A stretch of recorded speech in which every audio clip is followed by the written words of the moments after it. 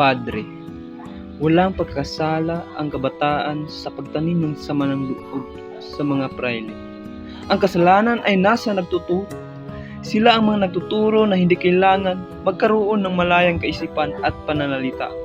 Sa sitwasyon ngayon, ang sinumang makapagsalita ang taliwas sa karamihan ay tinuturing na isang pilibustero at kailangang magtiis sa pag-uusig. Ang mga prayle ang siyang may pananagutan na hubugin ang binhing kabataan sa isip at katawan. Responsibilidad nila yun upang magpalaki ng isang bayang matalino, dakila at tapat.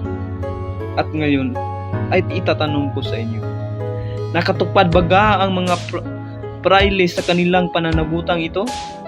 O tuluyang binubulag ang mata sa kabataang gamit ang kanilang paniniwala para sa ikabubuti ng mga namamalakad? Padre, masasabi niyo kayo tumutupad sa pananagutan.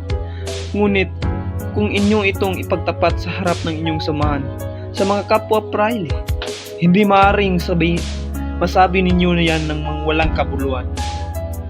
Pagdating sa pagpapalusog sa kabataan, pinapakita pa na huwag sana silang mahilig sa pag-aaral at pagkakaunlad. Sa tingin niyo ba, yun ang nararapat? Ano na lang ang sasabihin namin kung ganyan ang kawalan ng bahala ng mga nasa itaas? At sasabihin ninyo ito'y mabigat na paratang? Hindi, Padre Fernandez.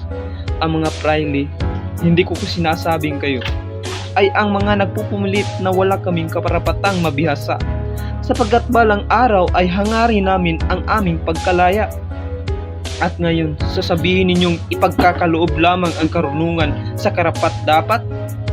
Ang problema, hindi nyo naisuring mabuti ang paksa ng usapan sa takot na mamanas ninyo ang kadilimang bumabalot sa inyong samahan. Sa inyong mga kapatid, ang taong hindi binibigyan ng katotohanan ay pinagkalooban ng kasinungalingan. Ang mandarahas ay gumagawa ng mga alipin. Sa lahat ng ito, sino ang may sala?